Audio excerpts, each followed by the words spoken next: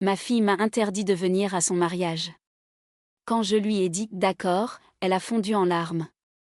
Je suis une femme de 52 ans.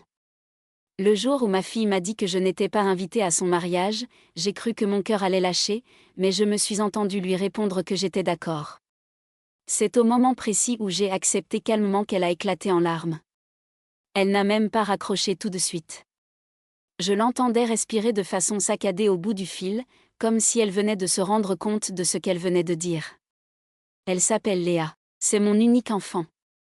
Son fiancé s'appelle Maxime. Et son père, c'est Marc, mon ex-mari. 3 prénoms qui tournent dans ma tête en boucle, comme un mauvais montage. Quand elle m'a annoncé qu'elle allait se marier, quelques mois plus tôt, j'avais pleuré de joie. Elle m'avait dit qu'elle voulait quelque chose de simple, mais élégant. Elle avait ajouté qu'elle me voyait déjà l'accompagner pour choisir la robe. C'était un des rares moments depuis longtemps où j'avais eu l'impression de redevenir une mère normale, pas la personne compliquée dont tout le monde se méfie. Puis les semaines ont passé. Léa a commencé à être distante. Elle répondait moins à mes messages. Elle annulait les cafés qu'on avait prévus. Quand je lui demandais si tout allait bien, elle disait que oui, qu'elle était juste débordée avec les préparatifs, le travail, la nouvelle famille de Maxime. Elle parlait souvent de la mère de Maxime. Elle disait qu'elle était très organisée, très présente, très impliquée. Elle disait ça avec une admiration que je n'avais pas l'habitude d'entendre dans sa voix. Le coup de fil est arrivé un mardi soir. J'étais en train de plier du linge. Mon téléphone a sonné. Le prénom de Léa est apparu. J'ai répondu avec le sourire. Sa voix, à elle, était tendue. Elle m'a dit qu'elle devait me parler de quelque chose d'important concernant le mariage. Mon cœur s'est mis à battre plus vite. Je me suis demandé, bêtement, si elle voulait me demander de marcher avec elle jusqu'à l'hôtel à la place de son père. Au lieu de ça, elle m'a dit qu'elle préférait que je ne vienne pas. Elle l'a formulé comme ça. Elle a dit qu'il valait mieux que je ne sois pas là. Elle a ajouté que ce serait plus simple pour tout le monde. J'ai cru que j'avais mal entendu. Elle a continué. Elle a parlé de tension, de risque de drame, de peur que je gâche le moment. Elle a dit que son père était très stressé, que Maxime aussi, que sa belle famille était très sensible. Elle a fini par lâcher que ma présence risquait de mettre tout le monde mal à l'aise. Je n'ai pas crié. Je n'ai pas pleuré. Je n'ai pas essayé de négocier. C'est comme si mon corps s'était déconnecté. Je regardais le tas de linge devant moi et je me suis simplement entendu répondre que d'accord, si c'était ce qu'elle voulait, je n'irais pas silence. Puis j'ai entendu sa respiration se briser. Elle s'est mise à pleurer. Elle répétait que ce n'était pas ce qu'elle voulait vraiment, que c'était compliqué, qu'elle ne savait plus quoi faire. Elle disait qu'elle m'aimait, mais qu'elle ne supportait plus la pression. Elle a répété que je ne comprenais pas toutes les choses qui se passaient en coulisses. Je lui ai demandé calmement qui lui avait demandé ça. J'ai posé la question d'une voix tellement neutre qu'elle a dû croire que je me moquais. Elle a répondu que personne ne lui avait demandé directement, mais qu'elle avait compris le message. Elle a dit que son père était très tendu à l'idée que je sois là. Que la mère de Maxime avait peur que je fasse une scène, que je remette des histoires sur la table, que je parle de ce qui s'est passé avant. Je savais exactement de quoi ils avaient peur. De mon passé. De ce que j'ai traversé. De ce qu'ils ont raconté sur moi. J'ai un passé de dépression lourde. J'ai fait une tentative quand Léa avait 12 ans. J'ai été hospitalisée quelques semaines.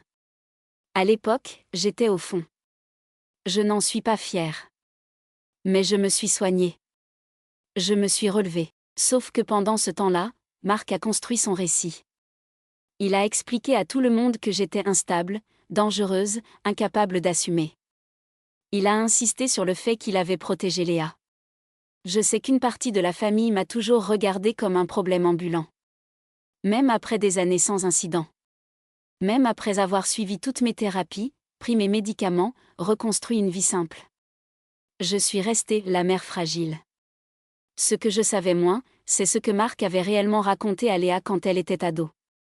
Je n'ai jamais eu toute la version. Je sais seulement qu'il lui parlait de moi comme d'une bombe à retardement. Au téléphone, ce soir-là, Léa a fini par dire que ce n'était pas juste à cause de sa belle famille. Elle a dit qu'elle avait peur elle aussi.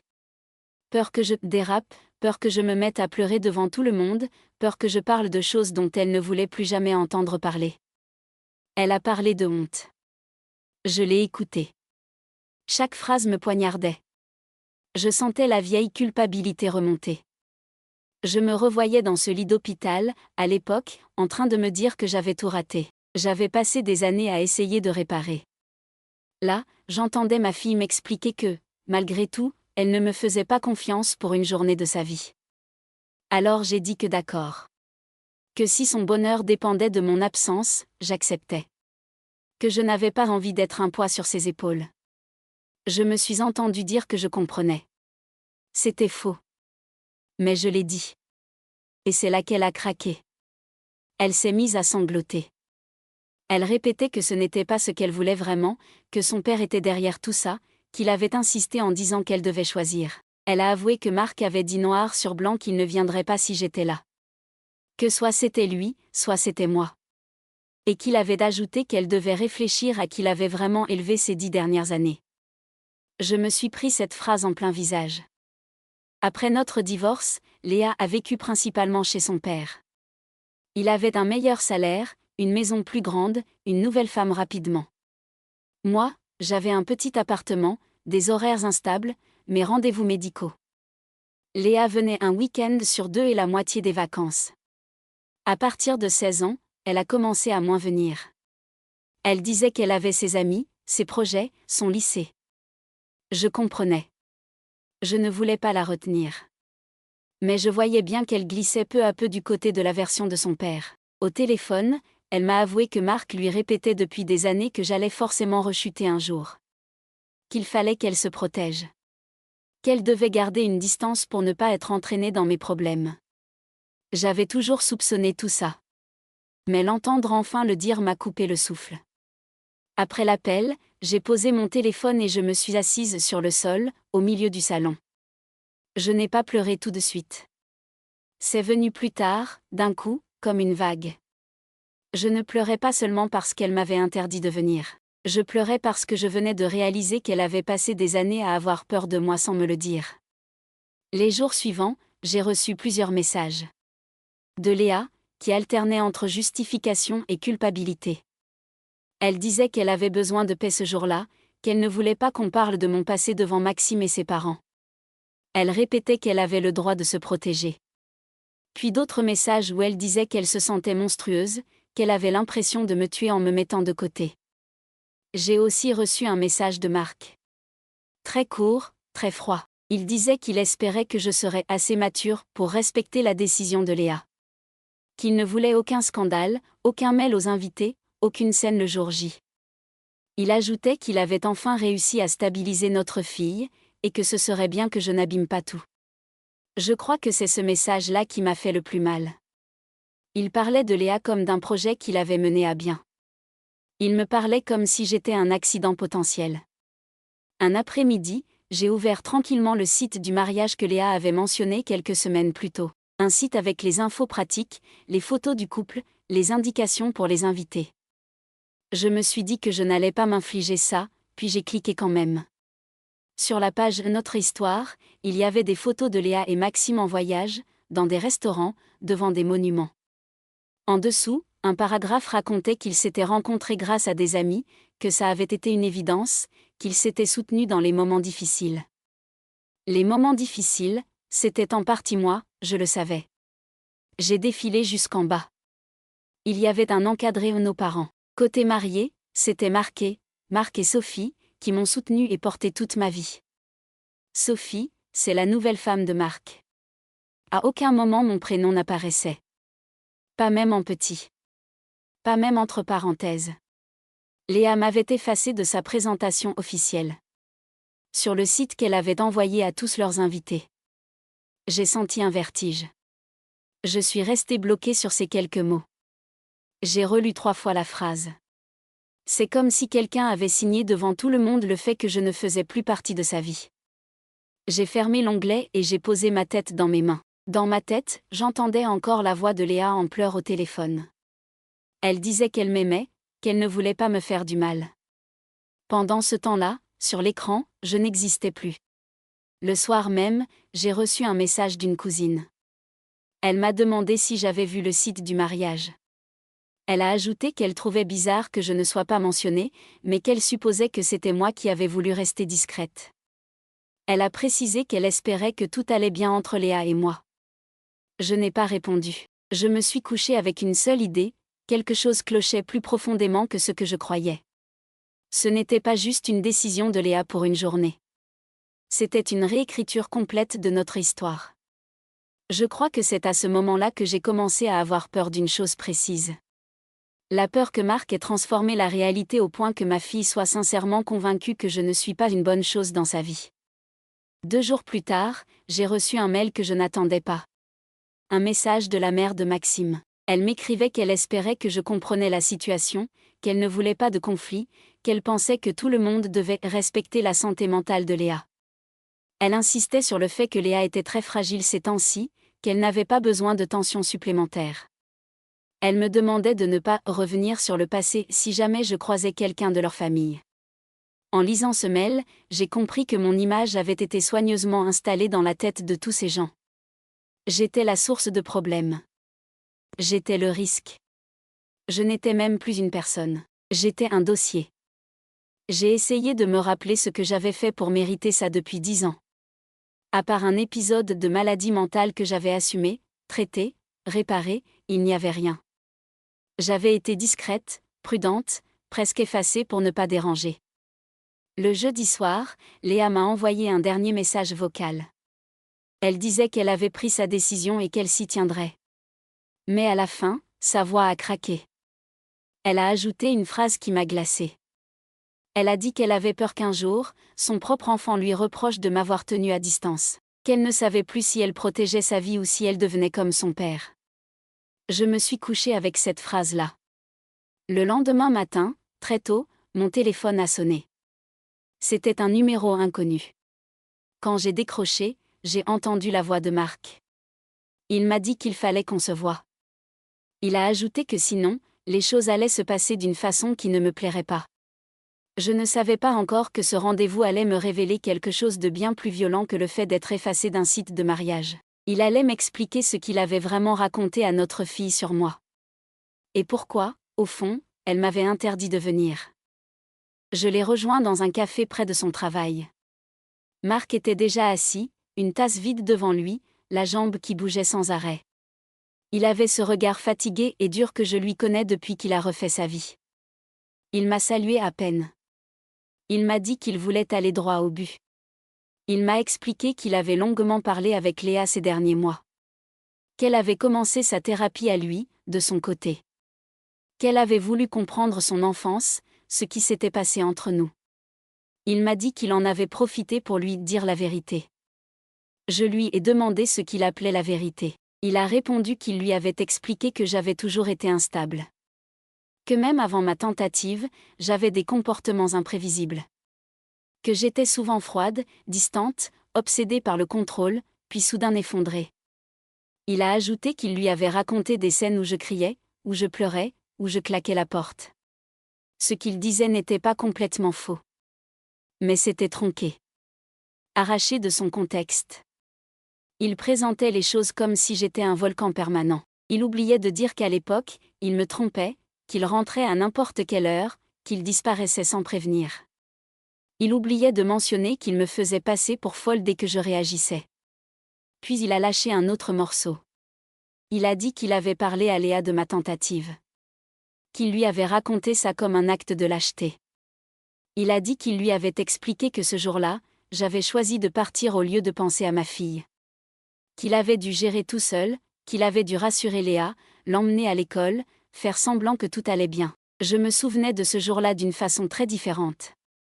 Je me souvenais de son absence, de son indifférence, de ma solitude. Je me souvenais d'avoir voulu disparaître parce que je me sentais de trop. Pas parce que je voulais abandonner ma fille. Mais dans sa version, j'étais devenue celle qui avait choisi sa douleur avant son rôle de mère. Ensuite, il a avoué autre chose. Il a dit qu'il avait peut-être été un peu loin sur certains détails. Il a expliqué qu'un jour, pris dans la colère, il avait dit à Léa que ce n'était pas impossible que je recommence. Qu'il fallait qu'elle y pense avant de me laisser entrer trop dans sa vie adulte. Qu'elle devait se protéger, protéger ses futurs enfants. En gros, il lui avait planté l'idée que j'étais une grenade qui pouvait exploser à tout moment, même si je n'avais pas bougé depuis des années. Quand je lui ai demandé pourquoi il avait fait ça, il a répondu qu'il voulait la préparer. Qu'il ne voulait pas qu'elle soit naïve comme lui. Il a utilisé ce mot. Naïf. Comme si le fait de m'avoir épousée était une erreur. Puis il a abordé le mariage. Il a dit qu'il avait prévenu Léa que ma présence risquait de me remettre dans un état fragile. Qu'il avait peur que je ne tienne pas le stress, que je m'effondre devant tout le monde, que je parle de ma tentative, du passé, de lui. Il a dit qu'il ne voulait pas ça pour elle. Il a précisé qu'il avait posé les choses clairement. Il a admis qu'il lui avait dit que s'il me voyait dans l'église, il ne rentrerait pas. Que c'était au-dessus de ses forces. Qu'il ne pouvait pas faire semblant devant toute la belle famille de Maxime. Il lui avait mis ce choix sur les épaules. Lui ou moi, je l'écoutais parler avec une sorte de calme glacé. Il avait l'air convaincu d'avoir été logique. Il ne se rendait même pas compte de la violence de son chantage. Je lui ai demandé s'il avait conscience que Léa m'avait effacé du site du mariage. Il a dit que oui. Que c'était son idée à lui. Il a expliqué qu'il voulait éviter les questions des invités, les explications compliquées. Il a ajouté qu'il avait dit à Léa que, de toute façon, je n'aimais pas ce genre d'exposition. Il avait décidé pour moi de ma propre disparition. Je lui ai posé une dernière question. Je lui ai demandé si, quelque part, il ne trouvait pas sa pratique que je sois effacée. Il a baissé les yeux. Il a fini par reconnaître qu'une partie de lui trouvait ça plus confortable, oui. Il a dit que c'était plus simple de dire aux gens que Léa avait été élevée par lui et sa nouvelle femme. Que ça donnait une image plus stable. À ce moment-là, j'ai arrêté de lui parler. J'ai compris qu'il ne changerait jamais. Que dans sa tête, j'étais un chapitre raté qu'il voulait couper de son histoire officielle. Et qu'il était prêt à manipuler notre fille pour que ce montage tienne. Je suis rentrée chez moi avec une certitude douloureuse. Léa n'avait pas juste pris une décision de peur. Elle avait été préparée à me tenir à distance. On lui avait appris que pour être stable, elle devait me tenir en dehors du cadre. Les jours ont passé. Je n'ai pas tenté de relancer le sujet avec elle. J'ai juste envoyé un message simple. Je lui ai dit que je respectais sa décision. Que je ne viendrais pas. Que je l'aimais. Et que si un jour elle avait besoin d'une version différente de l'histoire, je serais là. Sans pression. Sans obligation. Elle m'a répondu qu'elle m'aimait, mais qu'elle avait besoin de temps. Elle a ajouté que tout ça la dépassait. Qu'elle ne savait plus qui avait raison. Puis plus rien. Le jour du mariage est arrivé. J'ai essayé d'occuper ma journée. J'ai fait le ménage à fond. J'ai préparé un plat que je n'avais pas cuisiné depuis longtemps. J'ai regardé l'heure plusieurs fois, en imaginant à quel moment elle disait oui, à quel moment elle faisait des photos, à quel moment elle dansait. À un moment, vers la fin de l'après-midi, j'ai reçu des photos de la part d'une cousine. Elle m'a envoyé un message maladroit. Elle disait qu'elle pensait que je les avais déjà, mais qu'au cas où, elle voulait partager. Sur les images, Léa était magnifique. Sa robe, son sourire, ses yeux brillants. À côté d'elle, Marc et Sophie. Les trois très proches. Comme une petite famille parfaite. Je me suis sentie mourir un peu. J'ai posé mon téléphone. Je me suis assise au sol. J'ai serré mes genoux contre moi, comme une enfant. J'ai laissé les larmes sortir. Pas des petites larmes discrètes. Des sanglots qui secouent. Je pleurais pour tout. Pour le mariage, pour la petite fille que j'avais portée, pour la femme que j'étais devenue, pour la façon dont on m'avait découpée de ma propre histoire. Je ne sais pas combien de temps j'ai pleuré. À un moment, quelqu'un a frappé à ma porte. Je me suis dit que c'était un voisin. J'ai ignoré. Ça a frappé encore. Et encore. Avec insistance. J'ai fini par me lever. J'ai ouvert. Léa était là. En robe de mariée. Les cheveux défaits. Le maquillage coulé. Elle respirait comme quelqu'un qui vient de fuir. Elle m'a regardé. On est resté quelques secondes sans parler. Elle avait les yeux agrandis par la panique. Elle m'a dit qu'elle avait quitté la soirée. Qu'elle n'en pouvait plus.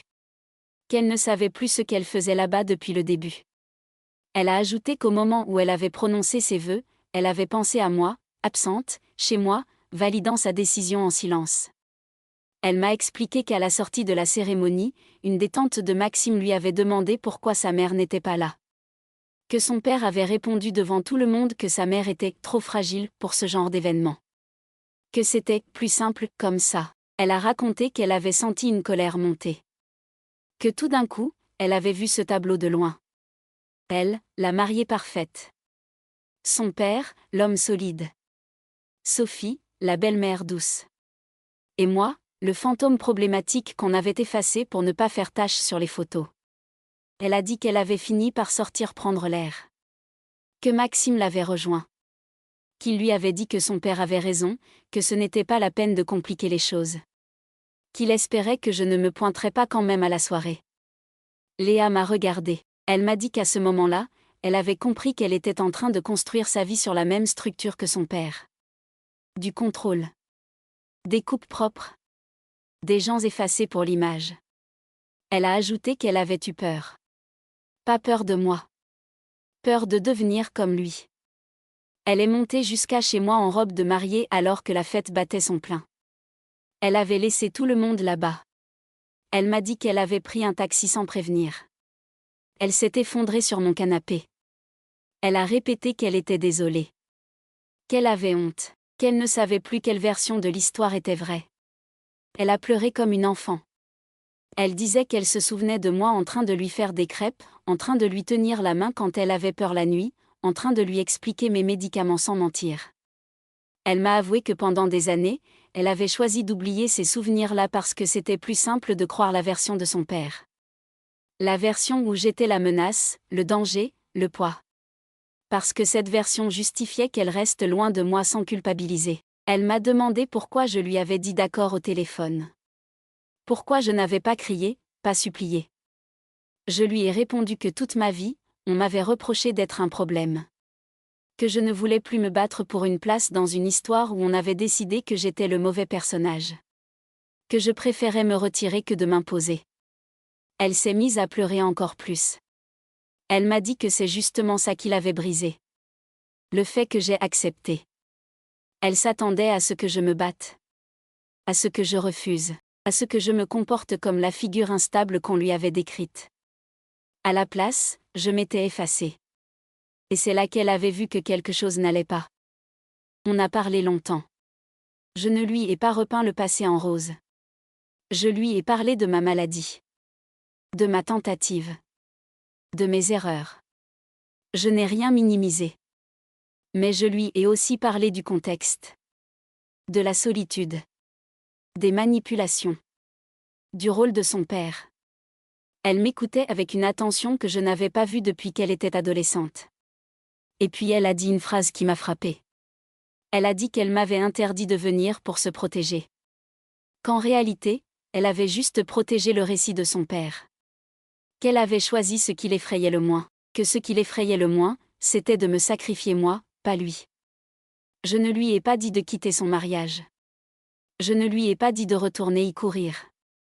Je ne lui ai pas donné de conseils. Je lui ai juste proposé de rester là un moment. De respirer. De ne rien décider sur l'instant. Elle est restée des heures, en robe blanche, dans mon salon trop petit. À un moment, elle s'est endormie, épuisée, la tête sur mes genoux. Je caressais doucement ses cheveux, en silence. Plus tard dans la nuit, elle est repartie. Pas vers la salle. Vers l'appartement qu'elle partage déjà avec Maxime. Elle m'a dit qu'elle aurait des choses à régler. Sans moi. Avec lui. Avec son père. Avec elle-même. Aujourd'hui, quelques mois ont passé. Léa est restée mariée. Elle a gardé ce choix. Mais quelque chose a changé. Elle vient me voir seule. Elle ne laisse plus son père décider du récit. Elle m'a remis mon prénom dans sa vie, même si pour l'instant, ce n'est pas sur un site de famille parfait. Je ne suis pas allée à son mariage. Je ne verrai jamais les photos officielles avec moi dessus. Je ne saurais jamais ce que ça aurait fait de la voir avancer vers l'autel en me regardant dans l'assemblée. Mais je sais une chose. Le jour où elle m'a interdit de venir, elle m'a mis dehors de sa vie officielle. Le jour où j'ai répondu d'accord, elle a vu le vide que ça créait. C'est là qu'elle a fondu en larmes. Pas parce que j'insistais. Parce que, pour une fois, je la laissais aller au bout de ce choix. Et que ce choix lui a sauté au visage. Je ne sais pas comment notre relation va évoluer. Je ne sais pas si un jour elle me présentera à ses enfants comme sa mère, sans plus de nuances. Je ne sais pas si Marc acceptera un jour de voir la part qu'il a dans tout ça. Je sais seulement que je ne me battrai plus pour être sur les photos. Je continuerai à être là, dans le réel, pour elle. Avec mes défauts, mon passé, ma fragilité. Pas comme le monstre qu'on a décrit.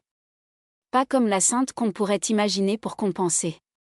Juste comme la mère qui, malgré tout, n'est jamais vraiment partie. Qu'elle m'invite ou pas. Pour des histoires encore plus captivantes, essayez Audible gratuitement pendant 1 mois. Lien en description.